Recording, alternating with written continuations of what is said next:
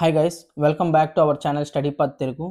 ఈరోజు మన క్లాస్లో మనం రైల్వే అండ్ ఎస్ఎస్సికి సంబంధించిన most important GS question and answers మనం ఇవాళ డిస్కస్ చేద్దాం. ఈరోజు క్లాస్ మాత్రం మీరు ఎక్కడా స్కిప్ చేయకండి, ఎందుకంటే ఈ క్లాస్లోని ఎంతో ఇంపార్టెంట్ టాపిక్స్ నేను చెప్పడం జరిగింది. అండ్ కొన్నిటికి నెమోనిక్స్ యూస్ చేసి ఈజీగా గుర్తుపెట్టుకోవడం ఎలాగా అని చెప్పేసి కూడాను నేను చెప్పడం జరిగింది. సో ప్లీజ్ వీడియో మాత్రం ఎక్కడా స్కిప్ చేయకండి. అండ్ ఈ వీడియో మీకు నచ్చితే మాత్రం ప్లీజ్ లైక్ చేయండి, ఎందుకంటే జిఎస్లోని నేను పీవైక్యూ సిరీస్ తెలుగులోని చేయాలనుకుంటున్నాను. ఈ వీడియో కానీ మంచి రీచ్ అండ్ మంచి లైక్స్ వస్తే నేను ఖచ్చితంగా తెలుగులోని జిఎస్కి పీవైక్యూ సిరీస్ చేస్తాను. అండ్ వీడియోలోకి వెళ్ళే ముందు study path Telugu Telegram channel link అనేది ఈ వీడియో డిస్క్రిప్షన్లో ఇవ్వడం జరిగింది. Please go and join. And అదేవిధంగా మన యొక్క ఛానల్ యూట్యూబ్ ఛానల్ని సబ్స్క్రైబ్ చేయండి ప్లీజ్. మీ యొక్క సబ్స్క్రిప్షన్ అండ్ మీ యొక్క సపోర్ట్ నాకు ఎంతో అవసరం. ప్లీజ్ సబ్స్క్రైబ్ చేయండి. Come on, let's get into the topic. Our first question is, which article of Indian constitution అబాలిషెస్ untouchability? అబాలిషెస్ untouchability అనేది ఏ ఆర్టికల్లో మెన్షన్ చేశారు అని చెప్పేసి అడుగుతున్నారు. Article 17 is our answer. ఓకేనా? ఆర్టికల్ 17 అనేది ఎందులో ఉందంటే పార్ట్ 3లో ఉంది. అండ్ అదేవిధంగా ఆర్టికల్ 17 అనేది ఫండమెంటల్ రైట్ అనమాట. అన్టచబిలిటీ అనేది ఏంటంటే ఫండమెంటల్ రైట్. నెక్స్ట్ అదేవిధంగా ఈ యొక్క ఆర్టికల్ 17 అన్టచబిలిటీ అనేది ఎప్పుడు ఎన్ఫోర్స్ చేశారంటే జనవరి 26, 1950లోని ఇది ఎన్ఫోర్స్ చేశారు. అండ్ అదేవిధంగా ఇది ఇంప్లిమెంట్ చేయడం అనేది ఎప్పుడు జరిగిందంటే పార్లమెంట్ అనేది దీన్ని ఇంప్లిమెంట్ చేసింది. ఎలాగా అంటే అన్టచబిలిటీ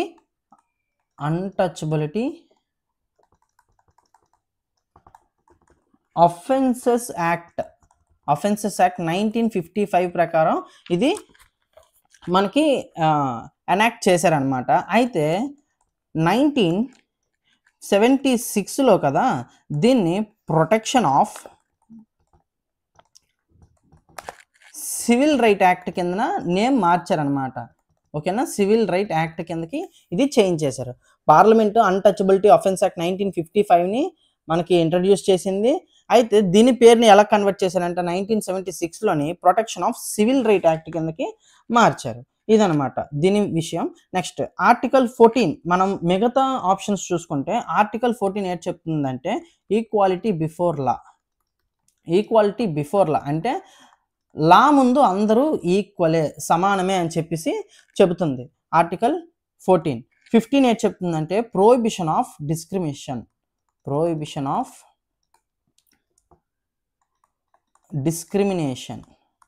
ఓకేనా? ఆర్టికల్ 15 ఏం చెప్తుందంటే ప్రొహిబిషన్ ఆఫ్ డిస్క్రిమినేషన్. ఆర్టికల్ 19 ఏం చెప్తుందంటే రైట్ టు ఫ్రీడమ్ అండి. Right to freedom. ఈ ఆర్టికల్ 19లోని ఆర్టికల్ 19(1) సబ్ క్లాసెస్ ఉన్నాయి. ఎన్ని ఉంటాయంటే ఏ, బి, సి, డి, ఈ, జి ఉంటుంది, ఎఫ్ ఉండదు. అవి ఏటేటో చూద్దాం. ఓకేనా?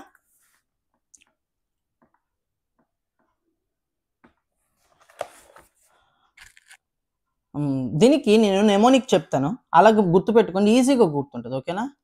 19(1)A నెమోనిక్ ఏంటంటే చెప్తాను చూడండి,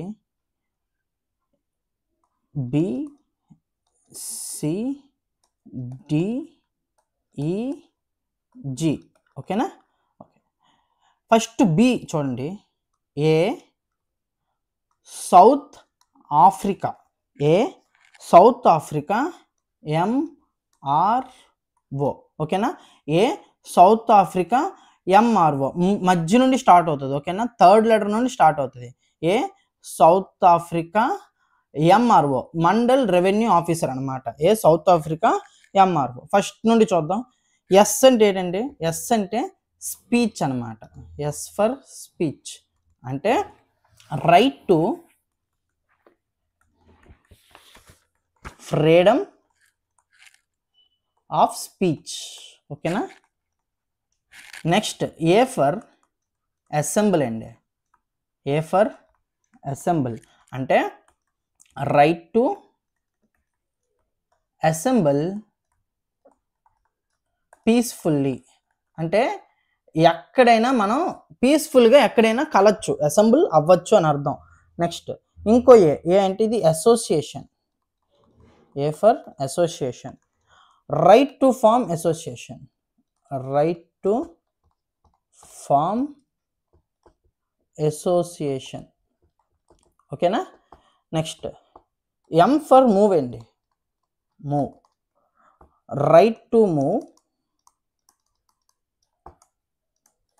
freely, right to move freely. ఓకేనా.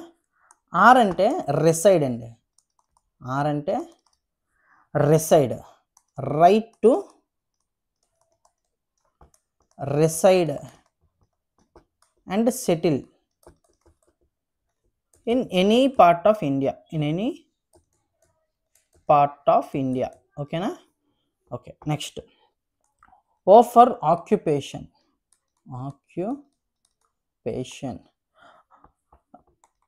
right to practice any occupation. ఓకేనా, ఎనీ ఆక్యుపేషన్. మనకి ఎన్ని ఉన్నాయండి ఈ 19(1) సబ్ క్లాస్లోని? ఏ, బి, సి, డి, ఈ, జి 6 ఉన్నాయి. అది ఎలా గుర్తుపెట్టుకోవాలంటే మధ్య నుండి సి నుండి స్టార్ట్ అవ్వాలి. ఓకేనా. A South Africa, MRO. ఓకేనా. S for speech, A for assembly, A for association, M for move, R for reside, O for occupation అండి. అయితే ఇప్పుడు 19(1) ఎఫ్ గురించి మాట్లాడుకుందాం.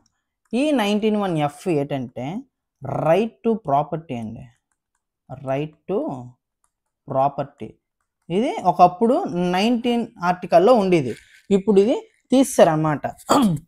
అయితే ఎలాగ తీశారు, రిమూవ్ ఎలాగ జరిగింది? రిమూవ్ అనేది 44th అమెండ్మెంట్ యాక్ట్ 1978 ప్రకారం దీన్ని రిమూవ్ చేస్తారండి. అయితే ఇప్పుడు ప్రెసెంట్ ఈ ఆర్టికల్ ఎందులో ఉందంటే ఆర్టికల్ 300A ఉందండి. ఆర్టికల్ 300A పార్ట్ 12 ఆర్టికల్ 300Aలోని ఈ రైట్ టు ప్రాపర్టీ అనేది ఎగ్జిస్ట్ అయింది. నెక్స్ట్ వన్,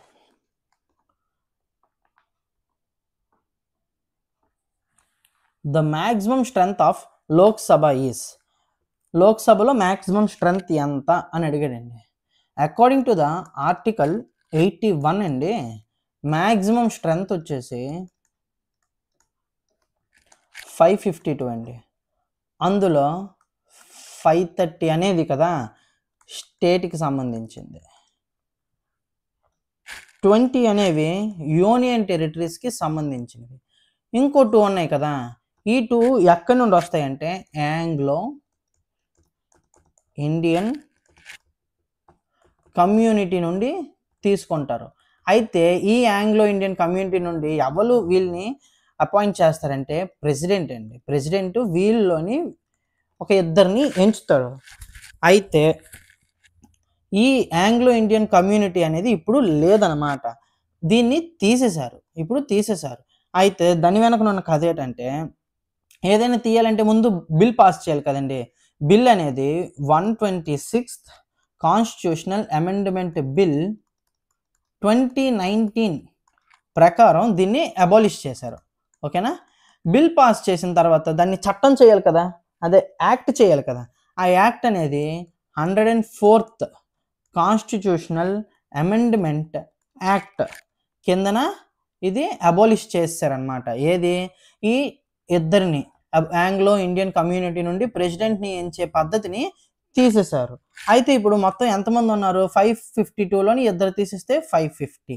ఇప్పుడు మ్యాక్సిమం స్ట్రెంగ్త్ అనేది 550 మెంబర్స్ అండి. అయితే ప్రెజెంట్ ఎంతమంది ఉన్నారు అంటే 543 మెంబర్స్. ప్రెజెంట్ ఉన్నది 543 మంది అండి మన యొక్క లోక్సభలోని. అండ్ ఇంకోటి ఏంటంటే ఇది ఎన్నో లోక్సభ అంటే 18th లోక్సభ. ఓకేనా, ఇది 18th లోక్సభ. ప్రెజెంట్ స్పీకర్ వచ్చేసి ఎవరు ఉన్నారండి, ఓం బిర్లా అనే వ్యక్తి ప్రెజెంట్ స్పీకర్ అండి. ఓకేనా. ఓకే, నెక్స్ట్ వన్,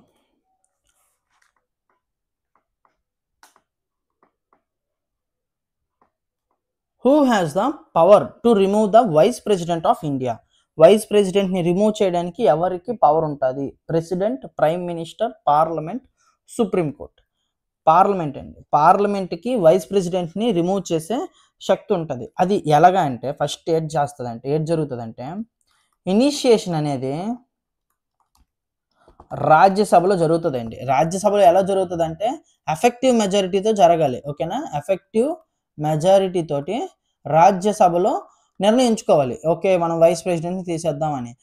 జరిగిన తర్వాత ఇదేమో ఎక్కడికి వెళ్తుందండి? లోక్సభకి వెళ్తుందండి. ఈ లోక్సభలోని ఎలాగా ఇదవ్వాలి? సింపుల్ మెజారిటీతో అది పాస్ అవ్వాలన్నమాట. సింపుల్ మెజారిటీతో తీసేద్దాం అని చెప్పేసి వీళ్ళు నిర్ణయిస్తే అప్పుడు వైస్ ప్రెసిడెంట్ని మనం రిమూవ్ చేయొచ్చు.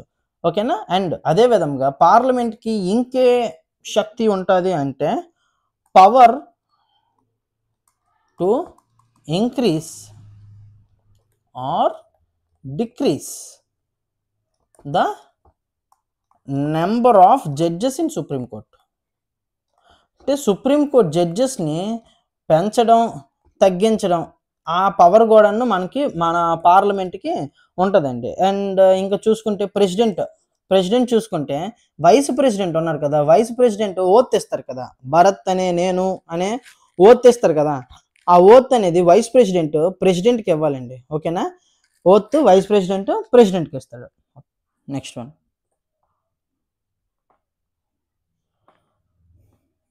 Which fundamental right is not available to foreigners in India? కొన్ని ఫండమెంటల్ రైట్స్ ఓన్లీ ఇండియన్స్కి వర్తిస్తుందండి, ఫారినర్స్కి వర్తించదు. అది ఇందులోని ఏది వర్తించదు అని చెప్పేసి అడుగుతున్నాడు అనమాట. రైట్ టు ఈక్వాలిటీయా, రైట్ టు ఫ్రీడమ్ ఆఫ్ స్పీచా, రైట్ టు లైఫా, రైట్ టు కాన్స్టిట్యూషనల్ రెమెడీసా అంటే right to freedom of speech అనేది మన ఆన్సర్. అయితే ఏ ఆర్టికల్స్ ఫారినర్స్కి వర్తించవు అంటే ఆర్టికల్ 15, 16, 19, 29, 30 అండి. ఈ 5 ఆర్టికల్స్ కదా ఫారినర్స్కి వర్తించవండి. ఓకేనా? 15, 16 ఈజీ గుర్తుండిపోద్ది. 15, 16, 19, 29, 30. ఓకేనా? 15 ఏంటండి? 15 prohibition of discrimination.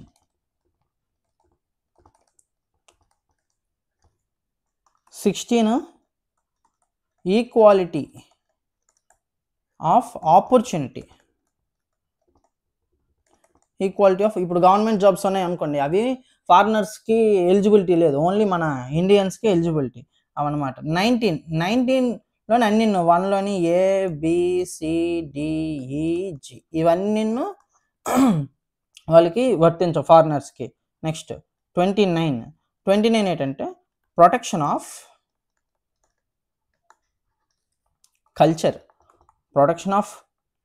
Culture, language and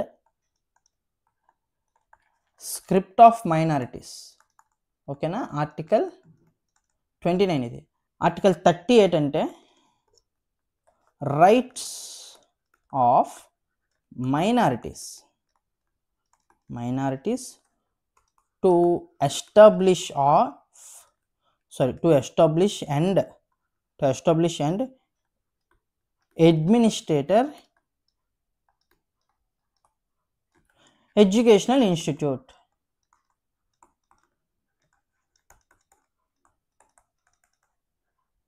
ఇవి కదండి ఈ 5 ఆర్టికల్స్. ఫండమెంటల్ రైట్స్ అనేవి ఫారినర్స్కి వర్తించవు, ఓన్లీ ఇండియన్స్కి వర్తిస్తాయి. ఓకేనా?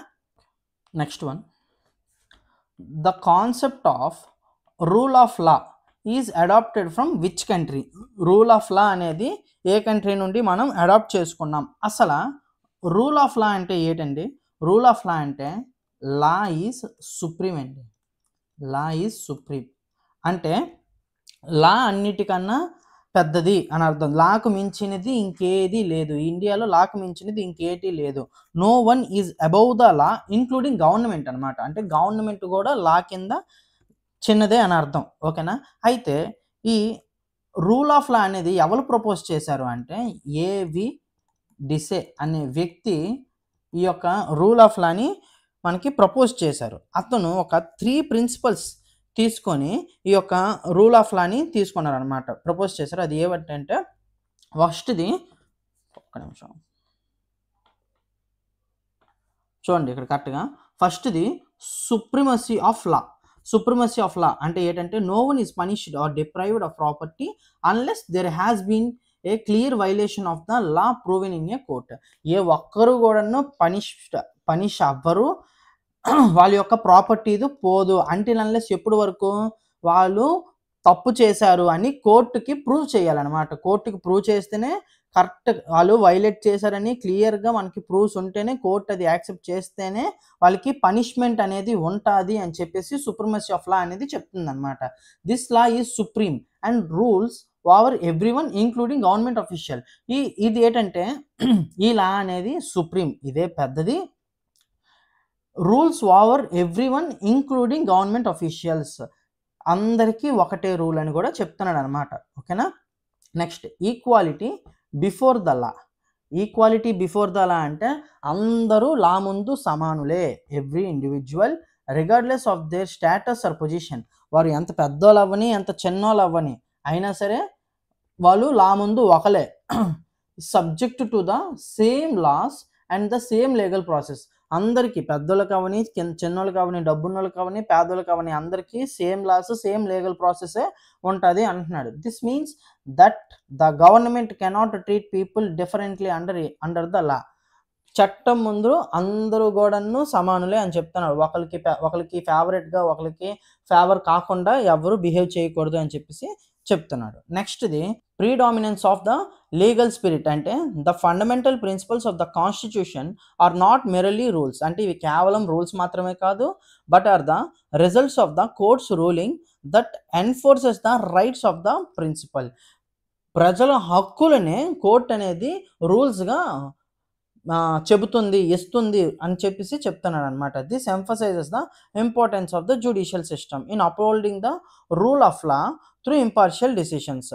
దీన్ని బట్టి తెలుస్తుంది ఇంపార్టెన్స్ ఆఫ్ జ్యుడిషియల్ సిస్టమ్ ఎంత ఉందో, రూల్ ఆఫ్ లాకి ఎంత ఇస్తుందో అని చెప్పేసి అంటున్నాడు అనమాట. ఓకేనా. అయితే మన క్వశ్చన్ చూసుకుంటే the concept of rule of law is adopted from which country అంటే యూకే అండి. యూకే నుండి రూల్ ఆఫ్ లా అని చెప్పి అనేది మనము తీసుకున్నాం, అడాప్ట్ చేసుకున్నాం. ఇంకా యూకే నుండి మనం ఇంకేవేవి తీసుకున్నాం అంటే పార్లమెంటరీ సిస్టమ్. ఓకేనా, parliamentary system. Next cabinet system, bicameralism and single citizenship. ఇవి మనం యూకే నుండి తీసుకున్నాం మనం. ఓకేనా.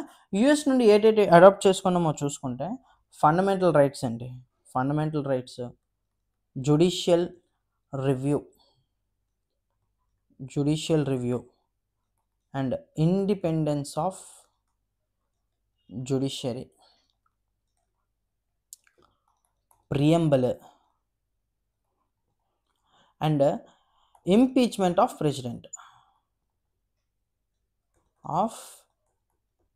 ప్రెసిడెంట్. ఓకేనా. ఫ్రాన్స్ నుండి ఏటేటి తీసుకున్నామంటే రిపబ్లిక్ అండి. రిపబ్లిక్ అనే పదాన్ని మనం ఫ్రాన్స్ నుండి తీసుకున్నాం. And ideals of Liberty,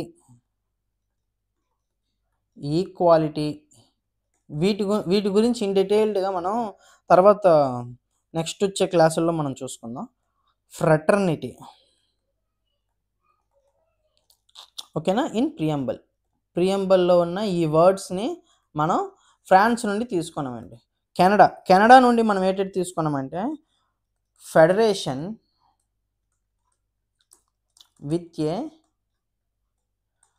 strong centre అండి. అంటే federation with a strong centre అంటే ఏంటంటే సెంట్రల్ గవర్నమెంట్కి పవర్ అనేది ఎక్కువ ఉంటుంది అని చెప్పేసి ఇది చెప్తుంది అనమాట. Federation with a strong centre అంటే సెంట్రల్ గవర్నమెంట్కి పవర్ ఎక్కువ ఉంటుంది అని చెప్పేసి చెబుతుంది. నెక్స్ట్ ఇంకోటి ఏంటంటే అపాయింట్మెంట్ ఆఫ్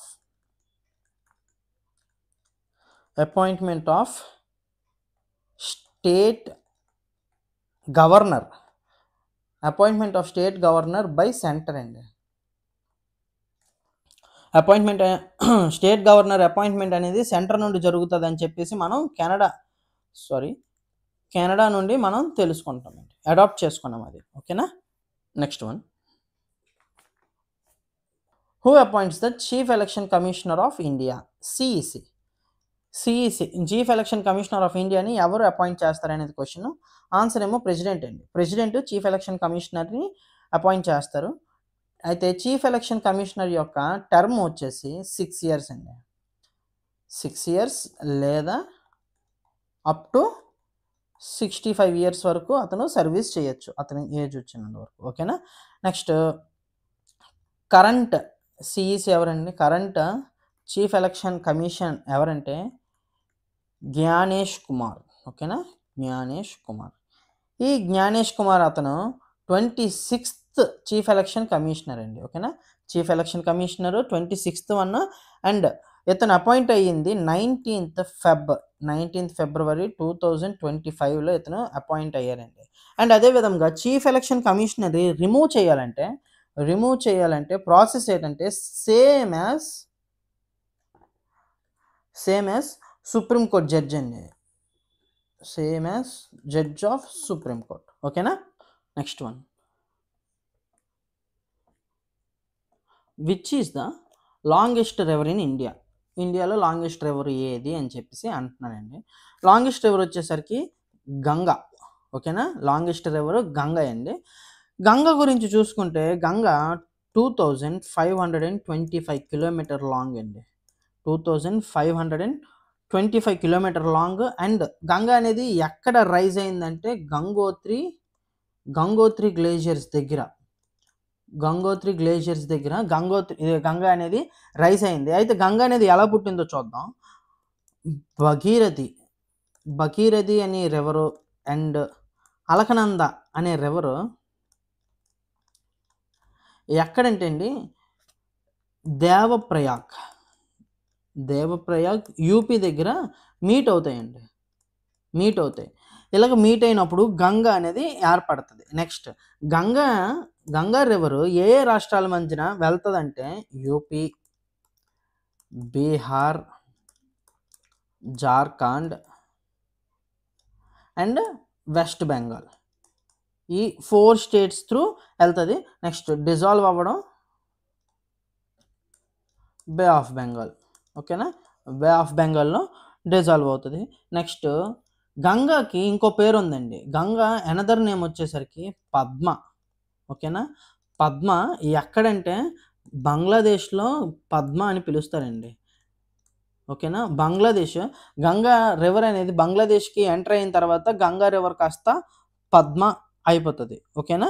నెక్స్ట్, రిమైనింగ్ చూసుకుంటే యమున లెంత్ వచ్చేసరికి 1376 కిలోమీటర్స్ అండి. 1376 kilometres. And it is the important tributary of Ganga. ఓకేనా. నెక్స్ట్, గోదావరి గురించి చూసుకుంటే గోదావరి లెంత్ 1465 కిలోమీటర్స్ అండి. ఓకేనా. And it is the longest in Indian పెనిన్సులర్కి ఇదే గోదావరి లాంగెస్ట్ అండి. ఓకేనా. గోదావరికి ఇంకో పేరు ఉందండి. దక్షిణ్ గంగా అనేది గోదావరికి ఇంకో పేరు అండి. కృష్ణ చూసుకుంటే కృష్ణ లెంత్ అనేది 1400 కిలోమీటర్స్ అండి. 1400 kilometres Krishna length. And it is the third longest river. Sorry, రాస్తున్నప్పుడు ఇలాగా కరెక్ట్గా రావట్లేదు. ఐ థింక్ నిబ్ మార్చాలి. నెక్స్ట్ క్లాస్ నుండి మారుస్తాను, ప్లీజ్ అది ఎక్స్క్యూజ్ చేయండి. Next question, the Tropic of Cancer passes through how many Indian states? అసలు ట్రాపిక్ ఆఫ్ క్యాన్సర్ అంటే ఏంటండి? అదొక ఇమేజినరీ లైన్ అండి. Imaginary latitude line. మనకి లాటిట్యూడ్ లాంగిట్యూడ్ ఉంటాయి కదా, అందులో లాటిట్యూడ్ లైన్ అండి. ఇది గ్లోబ్ అంటే ఇవి లాటిట్యూడ్, ఇది లాంగిట్యూడ్ కదా. అలాగా ఇది ఇలాగా ఒక లాటిట్యూడ్ లైన్ని, ఇమేజినరీ లాటిట్యూడ్ లైన్ని మనం ట్రాపిక్ ఆఫ్ క్యాన్సర్ అంటాం. అది ఎలాగుంటుందంట 23°30' నార్త్ టు ఈక్వేటర్ అండి. అంటే ఈక్వేటర్కి 23°30' 50 minute నార్త్లో ఈ యొక్క ఇమాజినరీ లాటిట్యూడ్ లైన్ అనేది ఉంటుందండి. అయితే ఈ ట్రాపిక్ ఆఫ్ క్యాన్సర్ అనేది మన ఇండియా నుండి ఎన్ని స్టేట్స్ త్రూ వెళ్తుంది అనేది క్వశ్చన్ అండి. ఎన్ని స్టేట్స్ త్రూ అంటే 8 స్టేట్స్ త్రూ వెళ్తుంది. ఆ 8 స్టేట్స్ని ఎలాగ మనం గుర్తుపెట్టుకోవాలో దీనికి ఒక నెమోనిక్ చెప్తాను, గుర్తుపెట్టుకోండి. ప్రతి ఊర్లో గవర్నమెంట్ జూనియర్ కాలేజెస్ ఉంటాయి కదండి, జీజే కాలేజెస్ అంటారు. జీజే గవర్నమెంట్ జూనియర్ కాలేజెస్, ఓకేనా. జీజే కాలేజీలు ఉంటాయి కదా. అయితే ఆ జీజే కాలేజ్లోని సిఎంఆర్ షాపింగ్ మాల్ కట్టారండి, ఓకేనా. సిఎంఆర్ షాపింగ్ మాల్ కట్టారు. గవర్నమెంట్ జూనియర్ కాలేజ్లోని సిఎంఆర్ షాపింగ్ మాల్ కన్స్ట్రక్ట్ చేశారు. కన్స్ట్రక్ట్ చేస్తే అయితే ఈ CMR shopping mall west side నుండి కాలేజ్ గవర్నమెంట్ కాలేజీలో మనకి తెలుగు మీడియం ఉంటుంది, ఇంగ్లీష్ మీడియం ఉంటుంది కదండి. వెస్ట్ సైడ్ నుండి తెలుగు మీడియం ఉంటుంది అనమాట, ఓకేనా. గవర్నమెంట్ జూనియర్ కాలేజ్లో సిఎంఆర్ సెంట్రల్ ఉంటుంది, అందులో వెస్ట్ సైడ్ నుండి తెలుగు మీడియం ఉంటుందండి, ఓకేనా. ఇది మనకి నెమోనిక్. చూద్దాం. జీ ఫర్ గుజరాత్ అండి, ఓకేనా. G for Gujarat, J for Jharkhand, తలైవా. C for Chhattisgarh, M for Madhya Pradesh,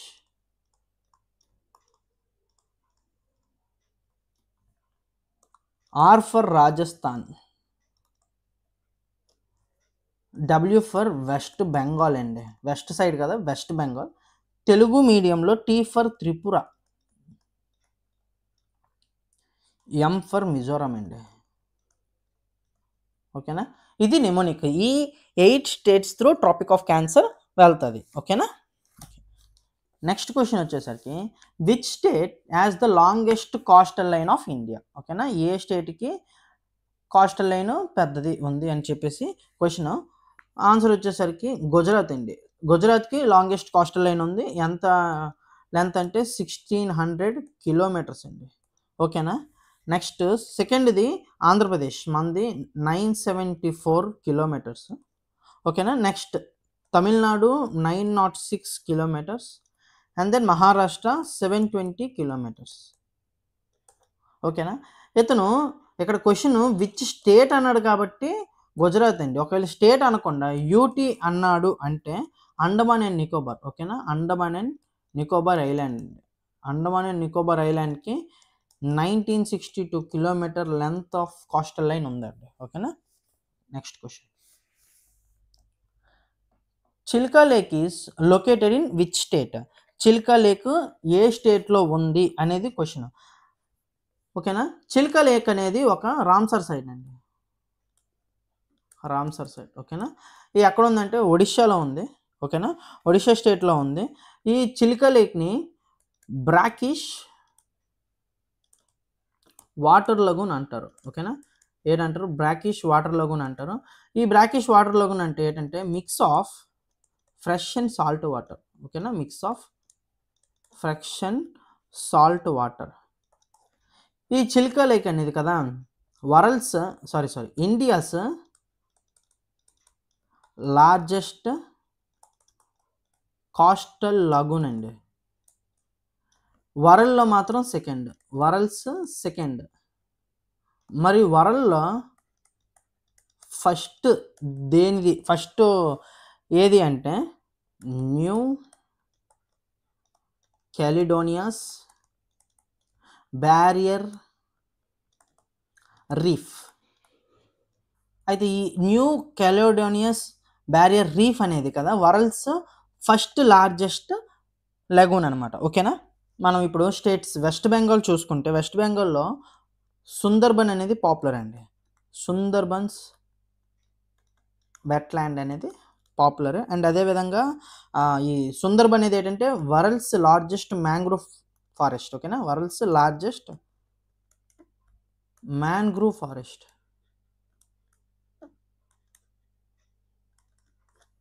okay.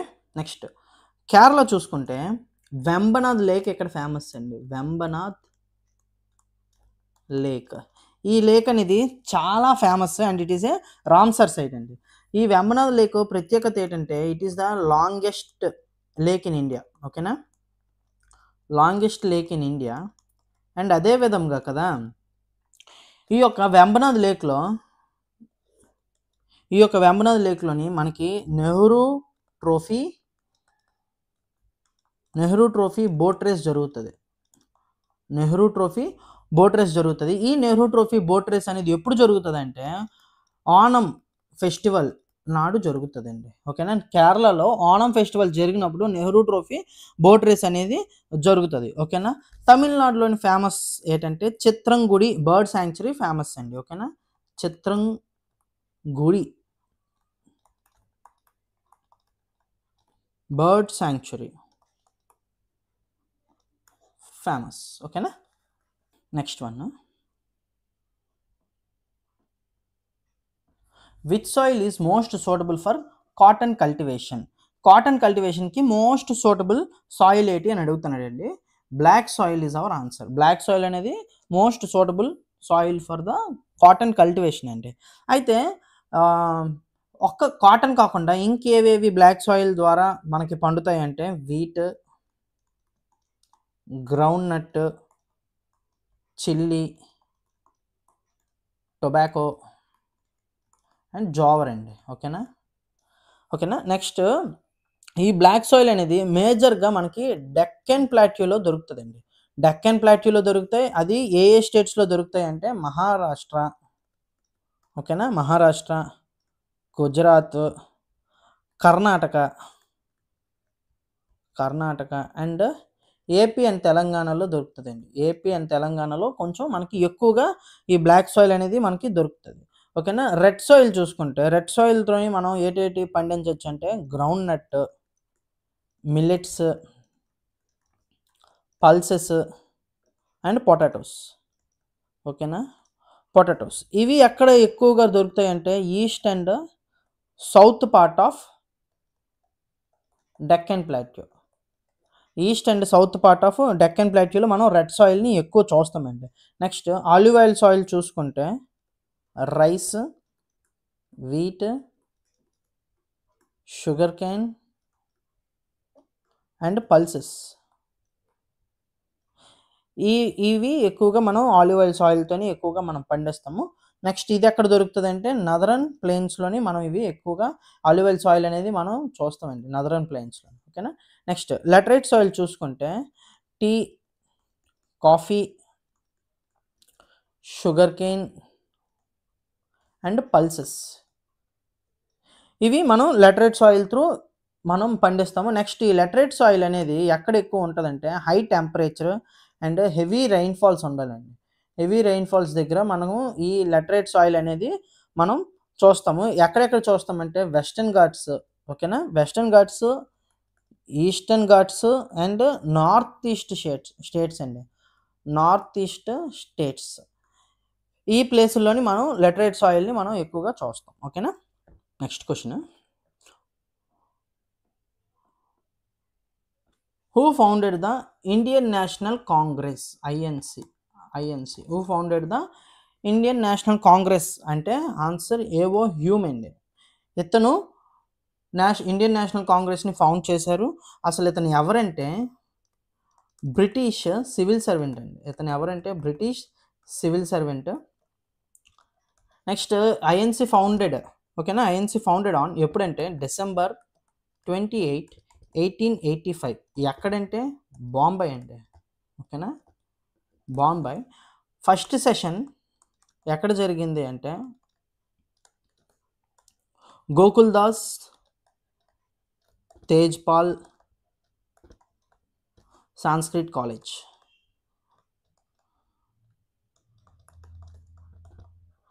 Gokuldas Tejpal Sanskrit కాలేజ్లో జరిగింది. ఎప్పటి నుండి ఎప్పటి వరకు అంటే December 28 to 31, 1885లో జరిగిందండి. ఫస్ట్ సెషన్ అక్కడ జరిగింది. ఎప్పుడంటే 28 to 31 డిసెంబర్లో జరిగింది. అయితే ఫస్ట్ ప్రెసిడెంట్ ఎవరంటే ఫస్ట్ ప్రెసిడెంట్ ఆఫ్ ఐఎన్సి ఎవరంటే WC బెనర్జీ గారు అండి. ఓకేనా, WC బెనర్జీ గారు ఫస్ట్ ప్రెసిడెంట్ అండి. ఓకేనా. నెక్స్ట్ క్వశ్చన్ వచ్చి, the quit India movement was launched in which year?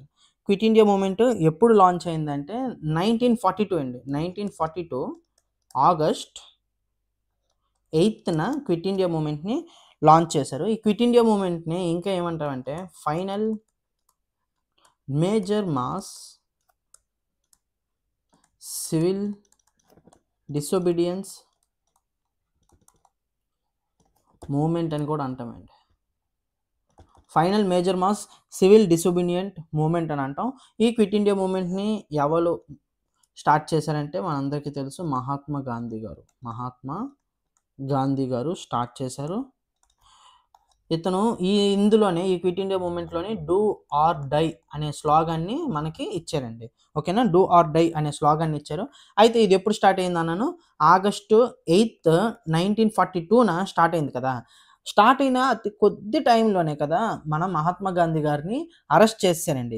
British పోలీసులు అరెస్ట్ చేశారు. అసలు ఈ యొక్క క్విట్ ఇండియా మూమెంట్ స్టార్ట్ చేయాల్సిన గల అవసరం ఏంటంటే, దీనికి ముందు క్రిప్స్ మిషన్ ఉండేదండి. క్రిప్స్ మిషన్ అనేది ఫెయిల్ అయిపోయిందండి. ఈ క్రిప్స్ మిషన్ ఫెయిల్ అయిపోవడం వలన దీని కాన్సిక్వెన్సెస్గా మనం క్విట్ ఇండియా మూమెంట్ని స్టార్ట్ చేసాం. అయితే ఎక్కడ స్టార్ట్ చేసాం, ఇది ఎక్కడ పాస్ చేసాం క్విట్ ఇండియా మూమెంట్ని అంటే గోవాలియా ట్యాంక్ మైదాన్ అండి. గోవాలియా ట్యాంక్ మైదాన్ ఎక్కడ? బాంబాయి. చూడండి, గోవాలియా ట్యాంక్ మైదాను ఆగస్టు 8న కదా మనం ఇచ్చేసాం. అయితే మన వాళ్ళు ఏంటనుకుంటున్నారంటే ఫ్లాగ్ హోస్టింగ్ చేద్దాం అనుకున్నారండి. ఫ్లాగ్ హోస్టింగ్ చేద్దాం అనుకుంటారు. ఎప్పుడంటే ఆ మరుసటి రోజు ఆగస్టు 9న. అయితే ఇప్పుడు ఏది జరిగింది, గాంధీ గారు జైల్లో ఉన్నారు కదా. ఇప్పుడు ఎవరు ఫ్లాగ్ హోస్టింగ్ చేశారు ఇక్కడంటే అరుణా ఆసిఫ్ ఆలీ గారు ఆగస్ట్ 9న ఈ గోవాలియా ట్యాంక్ మైదాన్ దగ్గర ఫ్లాగ్ హోస్టింగ్ చేశారండి. ఓకేనా. అసలు ఈ అరుణా ఆసిఫ్ ఆలీ గారు ఎవరంటే, దీవిడికి ఇంకో పేరు ఏంటంటే గ్రాండ్ ఓల్డ్ లేడీ. ఓకేనా, గ్రాండ్ ఓల్డ్ లేడీ అనేది ఈ అరుణా ఆసిఫ్ ఆలీ గారిది ఇంకో పేరు. ఓకేనా. నెక్స్ట్ ఈ క్విట్ ఇండియా అనే స్లోగన్, క్విట్ ఇండియా అనే స్లోగన్ ఎవరిచ్చారు అంటే యూసఫ్ మెహర్ అలీ అనే అతను క్విట్ ఇండియా అనే స్లోగన్ ఇచ్చారండి. ఓకేనా. 1940లో ప్రత్యేకత చూసుకుంటే ఆగస్ట్ ఆఫర్ 1940లోనే జరిగిందండి. ఆగస్ట్ ఆఫర్ 1940లోనే జరిగింది. అదేవిధంగా లాహోర్ రెజల్యూషన్ కూడా 1940లోనే జరిగింది. 1944 ప్రత్యేకత ఏంటంటే 1942లోని మహాత్మా గాంధీ గారు ఆగస్ట్ 8న అరెస్ట్ అయిపోయారు కదా, జైల్లోకి వెళ్ళారు కదా. 1944లో కదా మహాత్మా గాంధీ గారిని రిలీజ్ చేశారండి. 1944లో రిలీజ్ చేశారు. రిలీజ్ చేయడానికి గల కారణం ఏంటంటే అతనికి హెల్త్ బాగోకపోవడం వలన 1944లోని అతన్ని రిలీజ్ చేశారండి. 1946లోని ఏంటంటే ప్రత్యేకత, క్యాబినెట్ మిషన్ అప్పుడే ఇండియాకి వచ్చింది. ఓకేనా, క్యాబినెట్ మిషన్ అప్పుడే ఇండియాకి వచ్చింది. అండ్ అదేవిధంగా డైరెక్ట్ యాక్షన్ డే, ఇది ముస్లిం లీగ్ వాళ్ళు లాంచ్ చేశారండి. Direct action day. ఓకేనా, launched by Muslim league.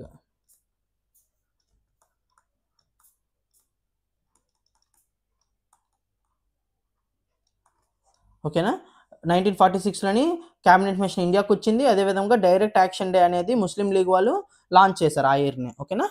Next question, who was the first Mughal emperor ఎవరు అని చెప్పేసి క్వశ్చన్ వచ్చింది. ఫస్ట్ మొఘల్ ఎంపరర్ వచ్చేసి బాబర్ అండి. ఓకేనా, బాబర్. అయితే బాబర్ ఫుల్ నేమ్ వచ్చేసరికి ఏంటంటే జహీరుద్దీన్ మొహమ్మద్ బాబర్ అండి. కథ ఏంటంటే చెప్తాను చూడండి. 1526లో, ఓకేనా, 1526లో ఫస్ట్ బ్యాటిల్ ఆఫ్ పానీపట్ జరుగుతుందండి. ఫస్ట్ బ్యాటిల్ ఆఫ్ పానీపట్ ఎవరెవరికి మధ్యన అంటే బాబర్ వర్సెస్ ఇబ్రహీం లోధి. ఈ ఇబ్రహీం లోధి ఎవరు అంటే లాస్ట్ సుల్తాన్ ఆఫ్ ఢిల్లీ అండి. ఢిల్లీ సుల్తానేట్కి లాస్ట్ కింగ్ అనమాట, last Sultan of Delhi sultanate. ఓకేనా. ఇందులోని మన బాబర్ గెలిచిన తర్వాత కదా బాబరు మొఘల్ ఎంపరర్ని నిర్మిస్తారు. ఓకేనా. అయితే బాబర్ గురించి చూసుకుంటే బాబర్ ఫాదర్ ఎవరి వంశస్థులకి సంబంధించిందంటే టెమర్ వంశానికి సంబంధించింది ఫాదర్ యొక్క ఫ్యామిలీ. మదర్ ఫ్యామిలీ ఎవరి వంశస్థులకి సంబంధించిందంటే జంగిస్ ఖాన్ వంశస్థులకి సంబంధించింది. ఓకేనా. ఫాదర్ది టెమర్, మదర్ది జంగిస్ ఖాన్. ఓకేనా. అయితే బాబర్ ఎవరి చేతుల్లో ఓడిపోయారంటే వాళ్ళ కొడుకు హుమయూన్ చేతుల్లోనే ఓడిపోయాడు అనమాట. బాబర్ నేసింది హుమయూనే. నెక్స్ట్ బాబర్ బుక్స్ చూసుకుంటే బాబర్ ఆటోబయోగ్రఫీ ఉందండి. బాబర్కి ఆటోబయోగ్రఫీ పేరు ఏంటంటే టుజుక్ ఈ బాబురి. ఇంకో పేరు ఏంటంటే బాబర్ నమా. ఓకేనా. ఇవి ఆటోబయోగ్రఫీలే, అతనే రాసుకున్నారు. ఏ లాంగ్వేజ్లో రాశారంటే టర్కిష్ అండి. ఓకేనా, టర్కిష్ లాంగ్వేజ్లో రాసుకున్నారు. అండ్ నెక్స్ట్ చూసుకుంటే అయితే బాబర్ నేసింది ఎవరండి? హుమయూన్ కదా. హుమయూన్ సెకండ్ రూలర్ అండి.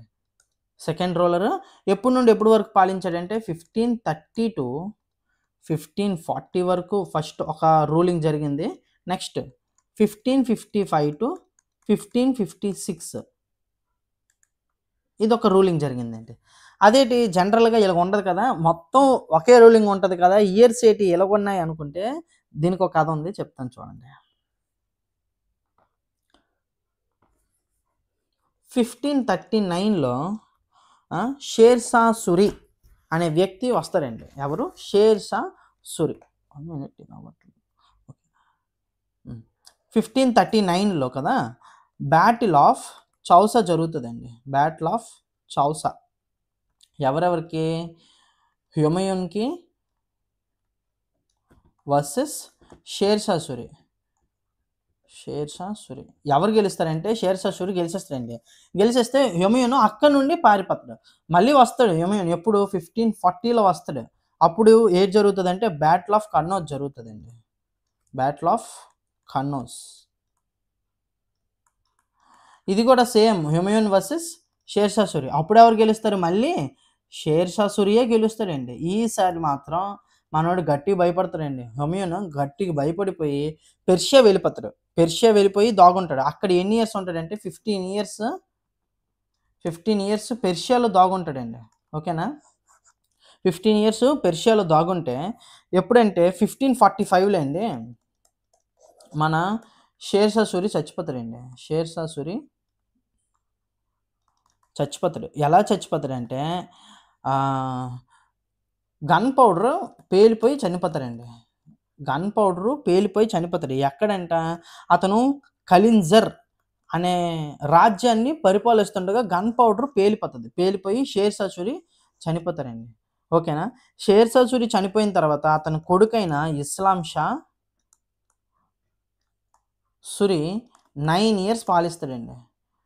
9 ఇయర్స్ పాలించిన తను తర్వాత చనిపోతాడు. నార్మల్ డెత్ చనిపోతాడు. ఈ ఇస్లాం షా సూరి నార్మల్ డెత్ చనిపోయిన తర్వాత ఒక 2-3 రాజులు వస్తారు. దాని తర్వాత సికిందర్ షా సూరి 1555లోని రాజ్యం ఎక్కుతాడండి. ఓకేనా. ఈ సికిందర్ షా సూరి 1555లోని రాజ్యం ఎక్కిన తర్వాత మనోడు వస్తాడు. హుమయూన్ మళ్ళీ వస్తాడు పెర్షియన్ నుండి వెనక్కి వచ్చి ఈ సికిందర్ షా సూరి తోటి బ్యాటిల్ ఆఫ్ సర్హింద్ అనే యుద్ధాన్ని ప్రకటిస్తాడండి. ఇది ఎవరెవరికంటే Humayun versus Sikandar.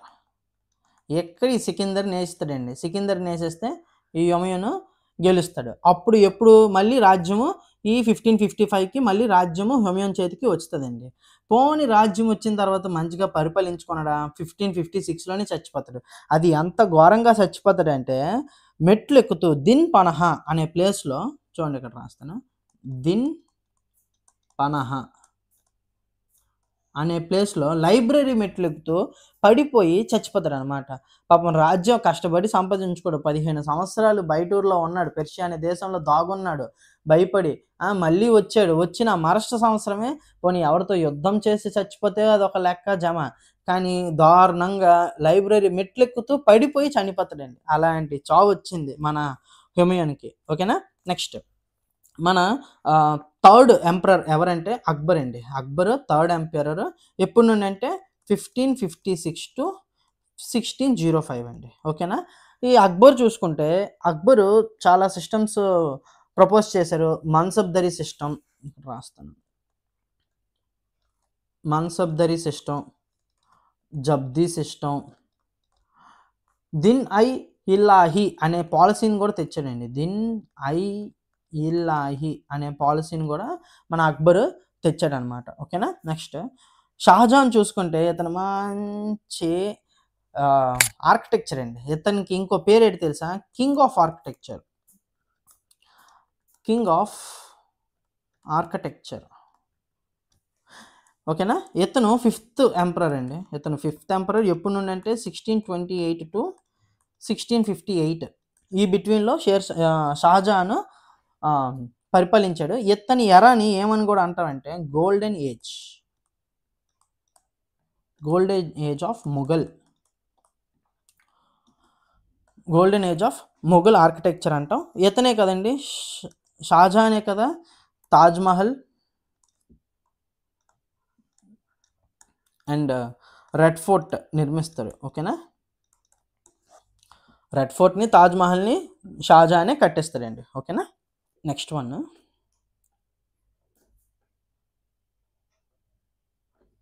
The battle of Plassey was fought in which year? Battle of Plassey ఏ ఇయర్లో జరిగింది అంటే 1757లో జరిగింది.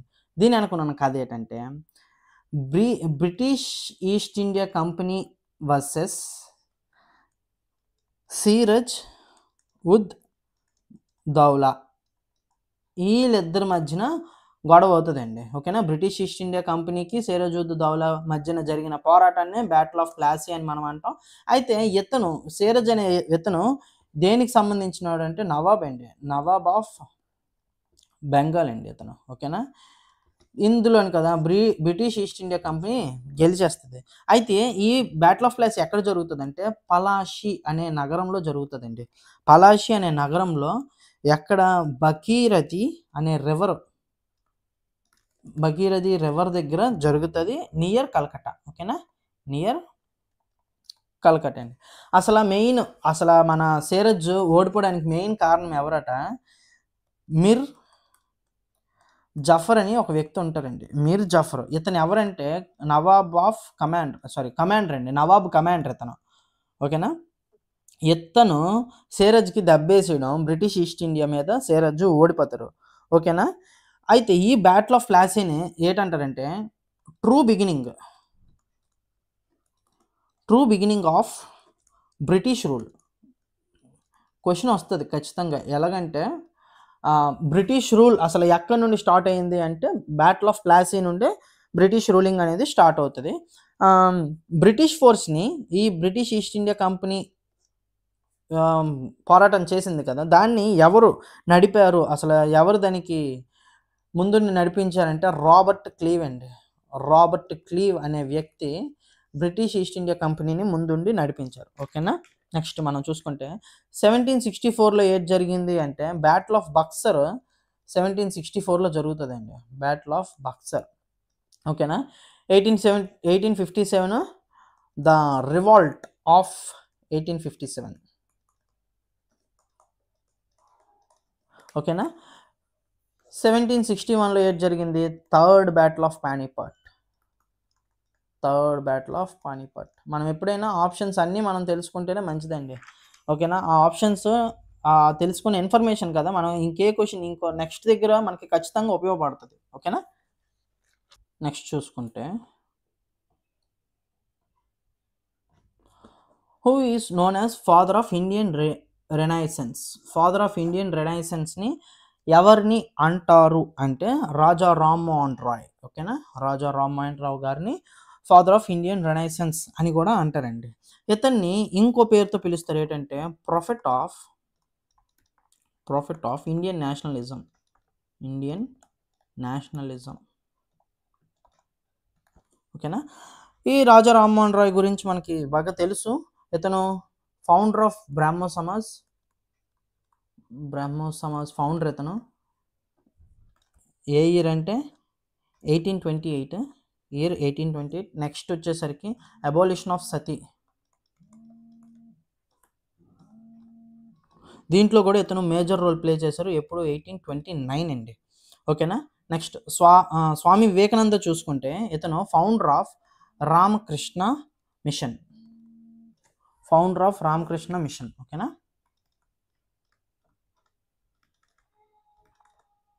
ఇప్పుడు 1897 అండి. అండ్ ఈ స్వామి వివేకానంద గారు కదా చికాగోలో మంచి స్పీచ్ ఇస్తారండి. దేని మీద అంటే వరల్డ్స్ పార్లమెంట్ ఆఫ్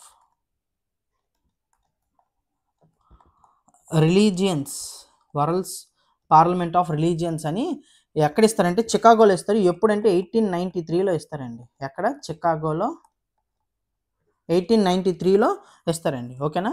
ఈశ్వర్ చంద్ర విద్యాసాగర్ ఇతను మేజర్ రోల్ ప్లే చేశారు. ఎందులో అంటే హిందూ విడో రీమ్యారేజ్ యాక్ట్లో.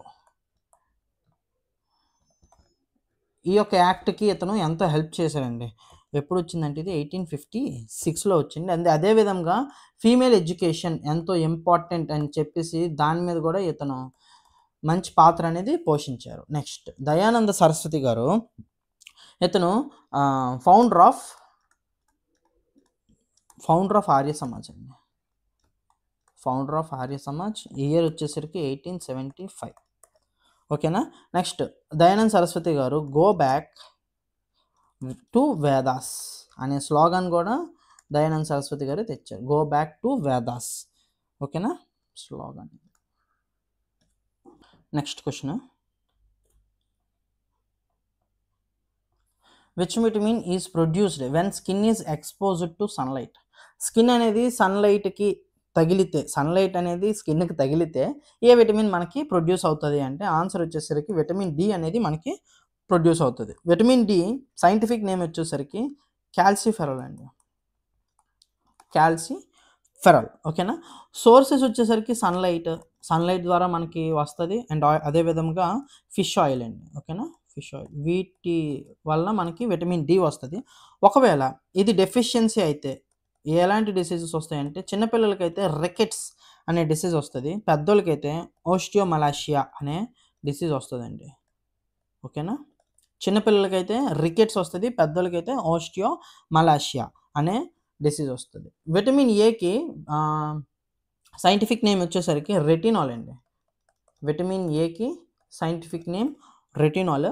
Sources fish, milk, carrot, liver oil, ఇవి సోర్సెస్ అండి. అంటే ఇవి తీసుకుంటే మనకి విటమిన్ ఏ ఉంటుంది. ఒకవేళ విటమిన్ ఏ అనేది డెఫిషియన్సీ అయితే మనకి ఎలాంటి డిసీజెస్ వస్తాయంటే నైట్ బ్లైండ్నెస్ వస్తుందండి. అదేవిధంగా జెరోఫ్థాల్మియా అనే డిసీజ్ వస్తుందండి. జెరోఫ్థాల్మియా అనే డిసీజ్ వస్తుంది. ఓకేనా. విటమిన్ సి సైంటిఫిక్ నేమ్ చూసుకుంటే అస్కార్బిక్ యాసిడ్ అనేది సైంటిఫిక్ నేము. నెక్స్ట్ సోర్సెస్ ఏది తింటే వస్తుంది అంటే లెమన్, ఆమ్లా, ఈ రెండు తింటే మనకి విటమిన్ సి పుష్కలంగా వస్తుంది. ఒకవేళ విటమిన్ సి లోపం అయితే ఎలాంటి డిసీజ్ వస్తుందంటే స్కర్వీ అనే డిసీజ్ మనకి వస్తుందండి. స్కర్వీ అనే డిసీజ్ విటమిన్ సి లోపం అయితే వస్తుంది. Next vitamin E scientific name వచ్చేసరికి టోకోఫెరల్ అనేది విటమిన్ ఈ యొక్క సైంటిఫిక్ నేమ్. సోర్సెస్ వచ్చేసరికి స్ప్రౌట్స్ అండి. స్ప్రౌట్స్ తింటే విటమిన్ ఈ వస్తుంది. నెక్స్ట్ ఒకవేళ డెఫిషియన్సీ అయితే ఏటవుతుందంటే హెమోలిటిక్ ఎనీమియా అనేది వస్తుందండి. హెమోలైటిక్ ఎనీమియా అనేది చిన్నపిల్లలకి వస్తుంది. ఓకేనా. చిన్నపిల్లల లోపం అయితే హెమోలిటిక్ ఎనీమియా వస్తుంది. నెక్స్ట్ పెద్దోళ్ళకి న్యూరోపతి, ఐ థింక్ నెర్వ్స్కి సంబంధించింది విటమిన్ ఈ లోపం అయితే వస్తుందండి. ఓకేనా. నెక్స్ట్ చూసుకుంటే what is the pH value of human blood. Human blood యొక్క పిహెచ్ వాల్యూ ఎంత అని అడుగుతున్నాడు అండి. హ్యూమన్ బ్లడ్ యొక్క పిహెచ్ వాల్యూ వచ్చేసి 7.4 అండి. ఓకేనా. 7.4 జనరల్గా 7.0 ఉంటే న్యూట్రల్ అండి. 7.0 కన్నా తక్కువ ఉంటే అంటే 6 పాయింట్ ఇలాగుంటే దాన్ని ఎసిడిక్ అంటాం. పిహెచ్ వాల్యూస్ ఎక్కువ ఉంటే 8.0 ఇలాగుంటే దాన్ని బేసిక్ అంటాం. అయితే ఇప్పుడు 7.4 అనేది ఎందులోకి వస్తుంది, basic. So our blood is basic in nature అండి. ఓకేనా. బ్లడ్ అనేది basic in nature. 7.4 is the pH value of human blood. ఓకేనా. Next one, which gas is known as laughing gas. Laughing gas అని ఏ గ్యాస్ని అంటాము అంటే నైట్రస్ ఆక్సైడ్ని. నైట్రస్ ఆక్సైడ్ని కదా మనం లాఫింగ్ గ్యాస్ అంటామండి, N2O. ఓకేనా. దీన్ని అంటాం. నైట్రోజన్ వచ్చేసరికి మోస్ట్ అబండెంట్ గ్యాస్ అండి. అంటే చాలా ఎక్కువ ఉన్న గ్యాస్ ఏంటంటే nitrogen. Carbon dioxide is greenhouse gas. Carbon dioxide మేజర్గా ప్లాంట్స్ ఎదగడానికి యూజ్ అవుతుంది, మనం రిలీజ్ చేస్తాం. ఓకేనా. Oxygen respiration. ఓకేనా. Next one, the largest gland in the human body is. Largest gland ఏంటి హ్యూమన్ బాడీలో అంటే లివర్ అండి. Liver is the largest gland in human body. అయితే ఇది మిక్స్డ్ గ్లాండ్ అండి. మిక్స్డ్ గ్లాండ్ అంటే ఇటువైపు ఎక్సోక్రీన్ గ్లాండ్ అవుతుంది అండ్ అదేవిధంగా ఎండోక్రీన్ కూడా అవుతుంది అండి. ఓకేనా. ఎక్సోగ్రీన్ అవుతుంది, ఎండోగ్రీన్ అవుతుంది. లివర్ వచ్చేసరికి 1.2 kg టు 1.5 kg వెయిట్ ఉంటుంది. ఓకేనా. లివర్ 1.2 kg టు 1.5 kg ఉంటుంది. నెక్స్ట్ మెయిన్గా ఏం చేస్తుంది అంటే డిటాక్సిఫికేషన్ ఆఫ్ బ్లడ్ అవుతుందండి. అంటే బ్లడ్ని ప్యూరిఫై చేస్తుంది. ఓకేనా. డిటాక్సిఫికేషన్ ఆఫ్ బ్లడ్ అవుతుంది. నెక్స్ట్ ప్రొడక్షన్ ఆఫ్ బైల్ కూడా ఇందులోనే జరుగుతుంది. Production of bile. ఓకేనా. నెక్స్ట్ చూసుకుంటే లివర్ అనేది లార్జెస్ట్ ఇంటర్నల్ ఆర్గన్ అండి. Largest internal organ. ఓకేనా. లార్జెస్ట్ ఇంటర్నల్ ఆర్గాన్ ఏంటంటే లివరే. ఓకేనా. నెక్స్ట్ ప్యాంక్రియాస్ కూడా మిక్స్డ్ గ్లాండేనండి. ప్యాంక్రియాస్ కూడా మిక్స్డ్ గ్లాండ్. ఈ ఎక్సోక్రీన్ ఎండోక్రీన్ గ్లాండ్లో అందులోకి వస్తాయి. మేజర్గా ఇన్సులిన్ని అండ్ గ్లూకోజన్ని ప్రొడ్యూస్ చేస్తే నెక్స్ట్ డైజెస్టివ్ ఎంజైమ్ని కూడా ప్రొడ్యూస్ చేస్తాయండి. ఓకేనా. నెక్స్ట్ థైరాయిడ్ అనేది ఎండోక్రీన్ గ్లాండ్ అండి. థైరాయిడ్ అనేది ఎండోక్రీన్ గ్లాండ్. ఇది థైరాయిడ్ హార్మోన్స్ని రిలీజ్ చేస్తాయి. థైరాయిడ్ హార్మోన్స్ని రిలీజ్ చేస్తాయి. నెక్స్ట్ పిట్యూటరీ వచ్చేసరికి మాస్టర్ గ్లాండ్ అండి. పిట్యూటరీ వచ్చేసరికి మాస్టర్ గ్లాండ్. ఇది ఎక్కడ లొకేట్ అవుతుంది అంటే బేస్ ఆఫ్ బ్రెయిన్ అండి. బేస్ ఆఫ్ బ్రెయిన్ దగ్గర ఇది ఉంటుంది. ఓకేనా. పిట్యూటరీ అనేది మాస్టర్ గ్లాండ్, ఇది బేస్ ఆఫ్ బ్రెయిన్ దగ్గర లొకేట్ అవుతుంది, అంటే అక్కడ ఉంటుంది, బ్రెయిన్ దగ్గర ఉంటుంది. ఓకేనా. నెక్స్ట్ క్వశ్చన్ వచ్చేసరికి which planet is known as red planet. Red planet అని మనం దేన్ని అంటాము అంటే మార్స్ని అంటామండి. ఎందుకు మార్స్ని అంటామంటే మార్స్ అనేది రిచ్ ఇన్ ఐరన్ ఆక్సైడ్ అండి. ఇందులో ఐరన్ ఆక్సైడ్ ఎక్కువ ఉంటుంది అన్నమాట, Fe2O3. అందువలన కదా మార్స్ అనేది మనకి ఎలాగంటే రెడ్డిష్ ఆరెంజ్ కలర్లో కనిపిస్తుంది. రెడ్డిష్ ఆరెంజ్ కలర్లో, అందుకు అది మనం రెడ్ ప్లానెట్ అని చెప్పేసి మార్స్ని అంటాం. ఓకేనా. వేనస్ని ఏమంటామంటే మార్నింగ్ స్టార్ అంటామండి. మార్నింగ్ స్టార్ లేదా ఈవినింగ్ స్టార్ అంటాం. ఓకేనా. Evening star. నెక్స్ట్ వేనస్సే హాటెస్ట్ ప్లానెట్ అండి. హాటెస్ట్ ప్లానెట్ ఏంటంటే వేనస్ అండి. ఓకేనా. జూపిటర్ జైంట్ ప్లానెట్ అంటే పెద్దది అని. జైంట్ ప్లానెట్ జూపిటర్ అండి. Saturn ringed planet. Saturn ringed planet అండి. అండ్ ఇది వచ్చేసరికి సెకండ్ లార్జెస్ట్. ఎందుకు రింగ్ ప్లానెట్ అంటే ఇదంటే దీని చుట్టూరు ఇలాగా మనకి రింగ్స్ ఉంటాయండి. సాటర్న్ చుట్టూరు రింగ్స్ ఉంటాయి. సో, అందుకు ఇది రింగ్డ్ ప్లానెట్ అని అంటాం. ఓకేనా? Next question. How many players are there in kabaddi team on the court? కోర్టులో కబడ్డీ ఆడినప్పుడు కోర్టులో ఎంతమంది ఉంటారు అని చెప్పేసి అడుగుతానండి. 7 ఉంటారండి. కోర్ట్‌లో 7 ఉంటారు. 5 సబ్‌స్టిట్యూట్స్ ఉంటారండి. 5 సబ్‌స్టిట్యూట్స్ ఉంటారు. 7 ఆడతారు. మొత్తం 12 మంది ఆడతారండి. ఓకేనా? 12 మంది ఆడతారు. Basket ball 5 ఆడతారండి. బాస్కెట్ బాల్ 5 ఆడతారు. నెక్స్ట్ బేస్‌బాల్ వచ్చేసరికి 9 మంది ఆడతారండి. బేస్‌బాల్ 9 మంది ఆడతారు. క్రికెట్, ఫుట్‌బాల్, హాకీ ఇవి 11 మెంబర్స్ ఆడతారండి. ఓకేనా? Next question.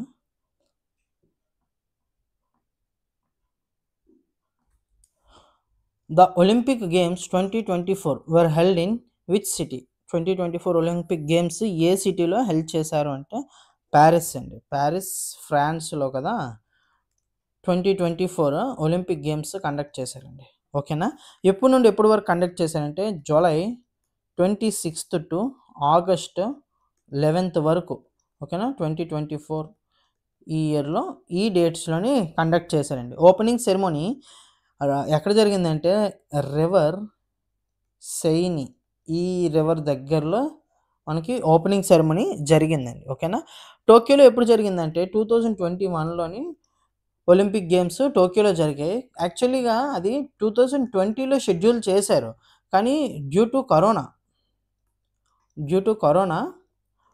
2020లోని జరగలేదు. డ్యూ టు కరోనా 2020లో జరగకుండా అది 2021కి మార్చారనమాట. ఓకేనా? నెక్స్ట్ లాస్ ఏంజల్స్ వచ్చేసరికి లాస్ ఏంజల్స్‌లో 1932లో జరిగింది. అండ్ అదేవిధంగా 1984లో జరిగింది. ఇప్పుడు చూసుకుంటే 2028లో షెడ్యూల్ చేశారండి. 2028లోని లాస్ ఏంజల్స్‌లోని షెడ్యూల్ చేశారు ఒలింపిక్స్. ఓకేనా? నెక్స్ట్ లండన్ చూసుకుంటే 1908లో జరిగాయి. 1948లో జరిగాయి. రీసెంట్‌లో చూసుకుంటే 2012లో జరిగాయి. ఈ 3 ఇయర్స్‌లో లండన్‌లో జరిగింది. ఓకేనా? Next question. Bharat Ratna is given in which field? ఏ ఫీల్డ్‌లోని భారతరత్న ఇస్తారు అంటే only స్పోర్ట్సా, లిటరేచరా, సైన్సా, any field of exceptional service అంటే any field of exceptional service అండి. యాక్చువల్‌గా భారతరత్న వచ్చేసరికి హైయెస్ట్ సివిలియన్ అవార్డ్. అంతేనా? హైయెస్ట్ సివిలియన్ అవార్డ్ అండి. ఓకేనా? అయితే ఇది ఎప్పటి నుండి ఇస్తున్నారంటే 1954 నుండి ఇస్తున్నారు. ఓకేనా? ఈ యొక్క భారతరత్న అవార్డ్ అనేది 1954 నుండి ఇస్తున్నారు. స్టార్టింగ్‌లో కదా art, literature, science and public services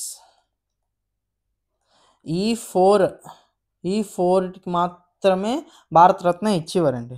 ఓకేనా? 2011 తర్వాత నుండి ఇండియా వరల్డ్ కప్ కొట్టిన తర్వాత నుండి 2011 తర్వాత నుండి కదా ఎనీ ఫీల్డ్. ఓకేనా? ఎనీ ఫీల్డ్‌కి భారతరత్న ఇస్తున్నారండి. ఈ ఫీల్డ్ అనే కాదు ఎనీ ఫీల్డ్‌కి భారతరత్న ఇస్తున్నారు. స్పోర్ట్స్‌లో చూసుకుంటే Sachin is the first sportsman అండి. First sportsman. భారతరత్న అందుకున్న ఫస్ట్ స్పోర్ట్స్‌మ్యాన్ ఎవరంటే సచిన్ టెండూల్కర్. ఇక్కడ చూసుకుంటే లిటరేచర్‌లోని రాజగోపాలాచారి. రాజగోపాలాచారి గారికి ఫస్ట్ వచ్చింది. లిటరేచర్‌లో ఫస్ట్ వచ్చింది. సైన్స్‌లో సివి రామన్ గారికి వచ్చిందండి. సివి రామన్ గారికి భారతరత్న అవార్డ్ వచ్చింది. సివి రామన్‌కి భారతరత్న అవార్డు సైన్స్‌లో వచ్చిందండి. నెక్స్ట్ చూసుకుంటే who is known as the flying Sikh of India? Who is known as flying Sikh of India అనే బిరుదు ఎవరికి ఇచ్చారు అంటే మిల్కా సింగ్‌కి ఇచ్చారు. అసలు ఎవరిచ్చారో తెలుసండి? పాకిస్తాన్ ప్రెసిడెంట్ ఇస్తారండి. ఓకేనా? పాక్ ప్రెసిడెంట్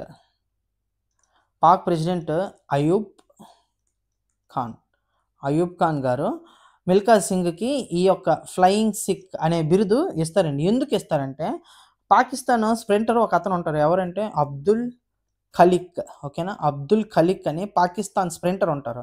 ఇతన్ని అబ్దుల్ ఖలిక్‌ని మిల్కా సింగ్ ఓడిస్తాడు రన్నింగ్‌లో. ఓడించడం అది ఎక్కడ జరుగుతదంటే పాకిస్తాన్‌లో జరుగుతది. లాహోర్‌లో జరుగుతది. లాహోర్‌లో ఆ యొక్క రేస్ జరుగుతది. అక్కడ ఓడించడం వలన అయూబ్ ఖాన్ గారు మిల్కా సింగ్‌కి ఫ్లయింగ్ సిక్ అనే బిరుదు ఇస్తారండి. ఓకేనా. అయితే పాక్ ప్రెసిడెంట్ అయిన అయూబ్ ఖాన్ గారు మిల్కా సింగ్‌కి ఒక మాట అంటారు. అదేంటో చూడండి. Ayub Khan was so impressed by his incredible speed that he commented, ఏమని కామెంట్ చేశారట, you don't run in Pakistan, you flow, we would like to give you the title of the flying Sikh. నువ్వు పాకిస్తాన్లో పరిగెట్టలేదు నానా, నువ్వు ఎగిరిపోయావు ఏకంగా అన్నట్టు. అంటే అంత అతను మిల్కా సింగ్ పరిగెట్టడం చూసి పాకిస్తాన్ ప్రెసిడెంట్ అంత ఇంప్రెస్ అయ్యారనమాట. చూడండి, వాజ్ సో ఇంప్రెస్డ్ అలా కామెంట్స్ చేశారనమాట. అందుకని చెప్పేసి ఫ్లయింగ్ సిక్ అనే బిరుదుని మిల్కా సింగ్కి ఇచ్చారు. నెక్స్ట్ అదే విధంగా చూసుకుంటే మిల్కా సింగ్ కదా 1958లో కామన్‌వెల్త్ గేమ్స్‌లో గోల్డ్ మెడల్ తెచ్చాడండి మన ఇండియాకి. కామన్‌వెల్త్ గేమ్స్‌లో గోల్డ్ తెచ్చాడు. ఓకేనా. గోల్డ్ తెచ్చాడు 1958లో. నెక్స్ట్ పీటీ ఉషాకి చూసుకుంటే ఏమని అనేవారంటే పయోలి ఎక్స్‌ప్రెస్. పయోలి ఎక్స్‌ప్రెస్ లేదా గోల్డెన్ గర్ల్. ఈ 2 పేర్లు మన పీటీ ఉషాకి ఉందండి. Golden girl, Payyoli express. Next Dhyan చంద్‌కి కూడా పేర్లున్నాయి. ద విజర్డ్ అనే నేమ్ ఎవరిదంటే ధ్యాన్ చంద్ గారిది. ఓకేనా. ద విజర్డ్ లేదా ఇంకోటి ఏంటంటే ది హాకీ మ్యూజిషియన్.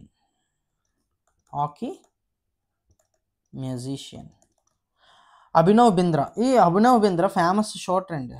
తెలుసు కదా. Abhinav Bindra famous shooter. ఇతను గోల్డ్ మెడల్ తెచ్చారు ఇండియాకి. గోల్డ్ మెడల్ ఎప్పుడంటే ఒలింపిక్స్ 2008లో జరిగిన ఒలింపిక్స్‌లో తెచ్చారండి. 2008 ఒలింపిక్స్ ఎక్కడ జరిగిందంటే బీజింగ్‌లో జరిగిన ఒలింపిక్స్‌లో 10 మీటర్ ఎయిర్ రైఫిల్ ఈ స్పోర్ట్‌లోని అభినవ్ బింద్రా గారు మనకి గోల్డ్ తెచ్చారండి ఇండియాకి. ఓకేనా. That's it for today. Thank you for watching. మీకు వీడియో నచ్చిందని అనుకుంటున్నాను. ప్లీజ్ లైక్ చేయండి. నేను ఈ వీడియోకి వచ్చిన లైకులు బట్టి నేనైతే పీవైక్యూ సిరీస్ని స్టార్ట్ చేయాలనుకుంటున్నాను. సో ఈ వీడియోకి వచ్చిన లైకులు బట్టి తెలుగులోని పీవైక్యూ సిరీస్ స్టార్ట్ చేయాలో వద్దా అనే డెసిషన్ నేను తీసుకుంటాను. ప్లీజ్ లైక్ చేయండి, షేర్ చేయండి, కామెంట్ చేయండి. మీకు అసలు ఆ వీడియో ఎలాగనిపించింది. నాకు తెలిసి చాలా ఎలాబరేట్ చేసి చెప్పాను. ప్లీజ్ మీకు ఎలాగనిపించిందో కామెంట్ చేయండి. మెయిన్గా సబ్స్క్రైబ్ చేయండి. ప్లీజ్ మీ యొక్క సబ్స్క్రైబ్ నాకు ఎంతో మోటివేట్ ఇస్తుంది. మీ యొక్క సబ్స్క్రిప్షన్ నాకు ఎంతో ఇంపార్టెంట్. ప్లీజ్ సబ్స్క్రైబ్ మీ. థ్యాంక్ యూ ఫర్ వాచింగ్ మీ. Subscribe for more videos. Tata, bye you, see you next video.